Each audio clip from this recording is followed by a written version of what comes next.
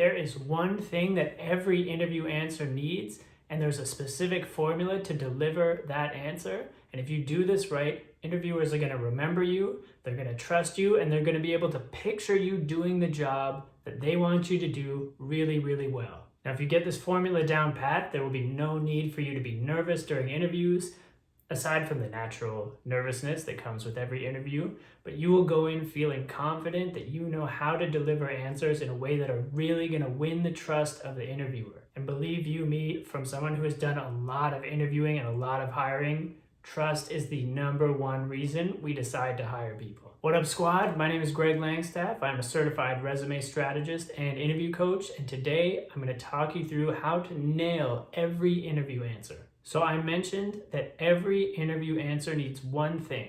Now that thing is a story. We need to tell the hiring managers a real life story of a time that we did the thing that they're asking about, and we're going to tell them in a way that makes them confident that we'll be able to do it well again for them. Now you can't just blurt out any old story, and you absolutely can't just tell the story in any which way you want. There is a formula for this, and I'm going to talk you through that right now. So today, I'm going to give you a few examples of some really solid story-based interview answers. We're going to talk about how to build up our own personal bank of stories, and I am going to make sure that you're able to navigate interview answers and find a way that's natural to tell these stories in the actual job interviews. So the formula, you may have heard of the STAR method, which stands for situation, task, action, result. Now I've got a little bit of a different take on the STAR method, but we'll use that one as an example. And then as you come to understand it a little bit better, we'll add on my little twist. So STAR, let me break that down for you. So situation, this is generally where we're working when this story took place. T is for task. Task is what we were charged with accomplishing in this particular story and any other context that the interviewer is going to need to understand the story. A is for action. This is every step that we took in the process to get from the point where we were given this task to the end point where we are successful. And R is the result. And this is where we explain why we know that we were successful in doing this task and accomplishing all these actions that we were doing.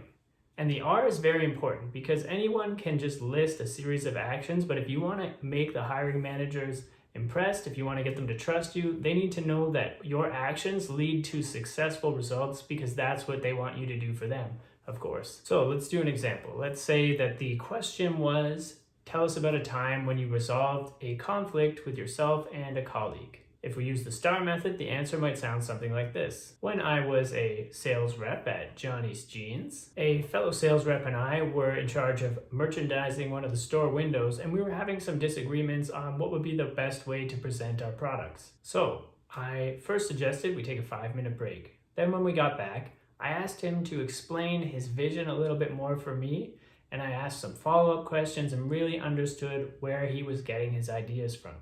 Then I took some time to calmly explain my vision and what was inspiring me and what I hoped to accomplish.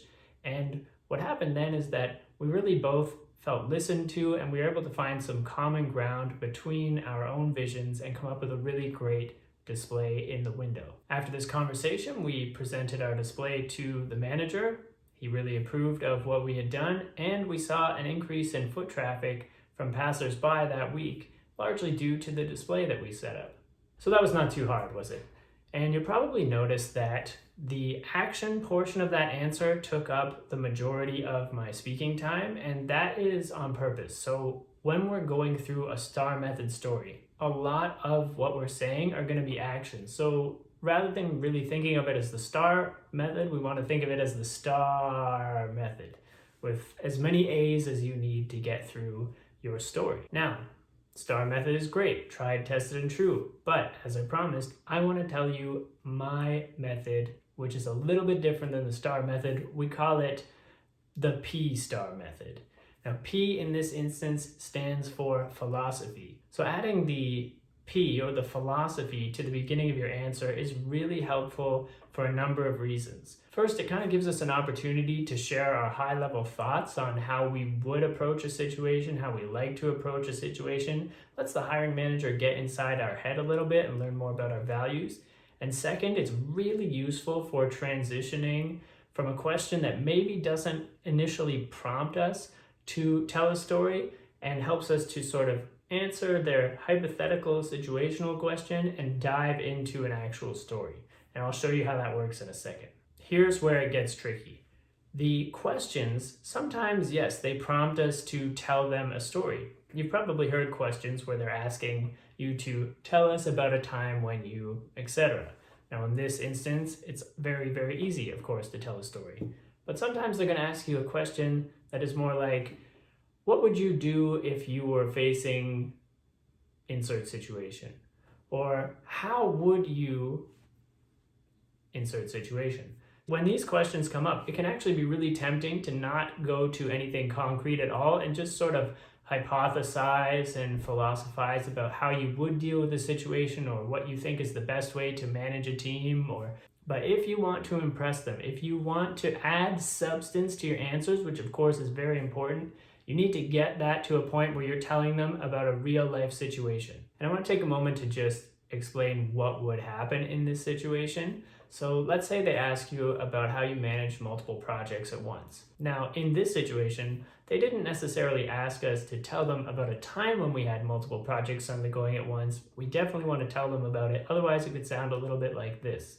So if I had multiple projects on the go at once, I would make a list, maybe put them in Excel, and then prioritize them, reshuffle the order in Excel to make sure they're in priority order, and then do all the tasks on the list. Like, sure, that's a great process to follow, but they're not going to really gain any trust that you would be able to do that. That is essentially like if they asked you, will you be good at this job? And your answer was, yes.